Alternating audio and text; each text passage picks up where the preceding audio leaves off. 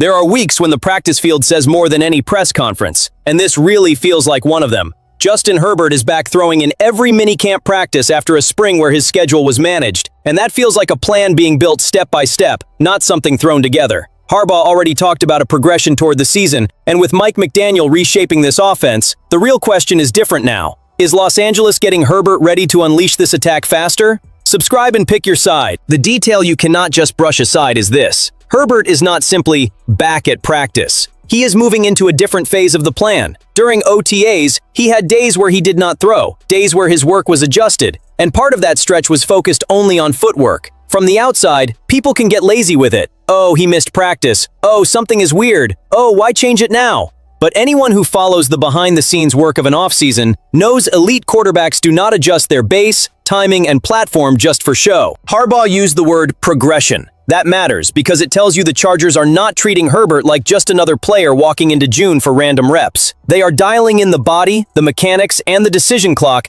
so he can hit training camp with the package in a much cleaner place. A day focused only on feet is not glamorous. It does not become a highlight. It does not explode on social media. But that is exactly the kind of detail that separates a throw arriving half a second late from a ball coming out clean before the pressure ever gets there. That is where Mike McDaniel enters the picture. If this offense wants more speed, more YAC, more motion, more heavy formations that look like run and turn into quick passing, Herbert has to operate like the trigger. The cannon arm is not enough. Everybody already knows he has that. The point is making the defense feel like the ball is gone the second it blinks. And if this footwork adjustment is about speeding up the release, then the Chargers are working on the nerve center of the entire offense. I like it because it shows real intention. This is not just dropping in new pieces and hoping talent fixes everything. Los Angeles is trying to build a routine where Herbert starts the summer with his internal clock matched to the coordinator's design. And with the franchise still carrying that playoff win drought since 2018, this kind of detail is not small. It is the behind-the-scenes layer of a massive demand. The read is simple. If Herbert leaves minicamp throwing every day, healthy, comfortable, and quicker from the base, the Chargers offense has a real chance to open training camp without that old feeling of promise just floating in the air. It gets direction. It gets urgency. It gets a quarterback ready to turn a technical adjustment into real production. The Alec Ingold news is the kind of thing a lot of people slide past because it does not have fantasy football shine. It does not come with some ridiculous highlight reel, and at first glance it does not feel like a signing that changes the AFC conversation. But that is exactly where the signal lives. When a coordinator arrives with history, a clear personnel preference, and the team brings in a fullback who already knows the system from the inside, that is not decoration. That is an identity clue. Mike McDaniel does not need to turn the Chargers into an automatic copy of Miami, but he clearly arrives with a blueprint.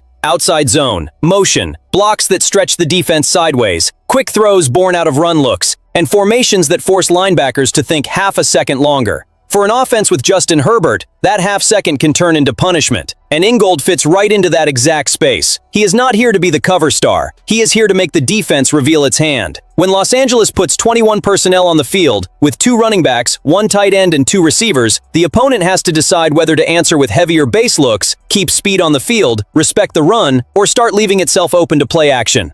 That is the kind of uncomfortable choice the Chargers rarely forced when they ran into strong run defenses. The 2025 season showed that in a rough way. Injuries hurt, of course, but there were also moments when the offense had no answer against teams that shut down the run and dared Los Angeles to win in the details. Now, with Omarion Hampton and Keaton Mitchell bringing the burst to attack the edge, and with tight ends like David Njoku, Charlie Kolar, and Oronde Gadsden II creating different layers of size and route ability, Ingold can be the quiet connector. He is the guy who turns a heavy formation into a multi-threat package. The behind-the-scenes read feels pretty clear. The Chargers want this offense to stop asking for permission. They want to walk onto the field with groupings that look physical, but still create space for yak, angles for Herbert, and runs that start patient before exploding off the cut. Ingold, because he knows McDaniel, and because he offers more consistent blocking and better receiving ability than a makeshift option at the position, gives the coordinator freedom to call that package without feeling like he is giving up the passing game. And I'll say it straight, that is grown-up team building. Not every important signing shows up on the scoreboard with a touchdown. Sometimes it shows up when Hampton finds a clean lane outside, when Mitchell turns a basic run into a chunk gain, or when Herbert sells the run action and finds a target wide open because the defense took one bad step. Ingold can be that kind of impact. Low noise, heavy consequence. Look at how the David Njoku piece connects with everything that came before it.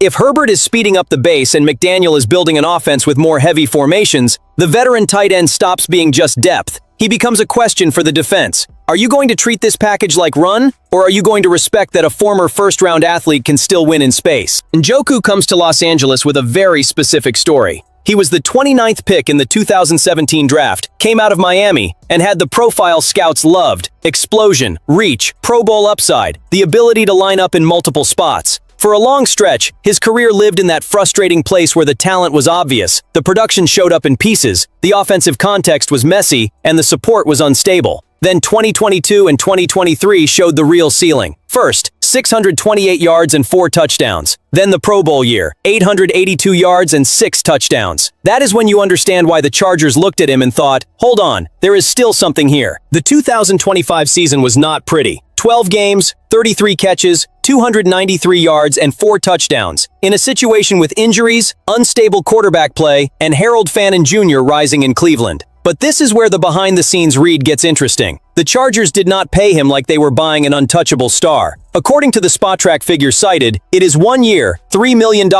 with $850,000 guaranteed. That is a smart bet. Controlled cost for a role that can return way more than the price tag. And the fit is the point. With Orendae Gadsden II coming off a promising rookie season and Charlie Kolar bringing strong blocking, Njoku does not have to carry the entire room. He has to threaten the seams, sell routes out of heavy personnel, punish slower linebackers, and give Herbert one more answer when the offense wants to switch between force and explosiveness without changing all 11 players every snap. Bolt Nation, tell me in the comments, do you see Njoku as a hidden starter in this offense or a luxury situational weapon? Because honestly, I like this kind of move. It is not a signing built to win empty headlines. It is a signing built to expand the menu. And when an offense wants to stop being predictable, the menu is power. This is where the conversation gets more delicate because Quentin Johnston is not only fighting for respect, he is entering a window where every route, every deep ball, and every month of consistency can change the size of the check the Chargers may have to deal with down the line. Pro Football Network named Johnston as the top breakout candidate for Los Angeles in 2026, and I completely understand that read. McDaniel's offense could be exactly the kind of environment that forces defenses to stop seeing Johnston as an isolated threat. If the run game with Hampton, Mitchell, and Ingold pulls eyes downhill, if the tight ends hold linebackers in the middle, and if Herbert is getting the ball out faster, the deep lane can start showing up much cleaner. That is where Johnston stops living only on flashes and starts getting more sustainable opportunities. But the contract layer makes this even more interesting. The Chargers picked up the 5th-year option, so he has that heavy $16.5 million number in 2027 before reaching the market. For the team, it made sense. Keep control, give the development more runway, and protect the roster in case the jump happens. But there is another side to it. If that jump really does happen, if Johnston goes from inconsistent promise to consistent threat, Los Angeles may have to pay big for growth that still looks manageable right now. That is where the pressure gets real. In 2025, he came out hot. 337 yards and 4 touchdowns over the first 4 weeks, with 22 catches. That is not nothing. The problem was the middle of the season, when the production fell to 196 yards on 20 catches between weeks 5 and 14. He bounced back later, but the mark was left behind. The talent showed up, the staying power did not. McDaniel can change that story because his offense creates space through manipulation, not just one-on-one wins. Johnston does not need to win every snap like he is stranded outside by himself. He can attack defenses that are already displaced, catch balls in motion, threaten deep when the safety hesitates, and turn physical explosion into more predictable production.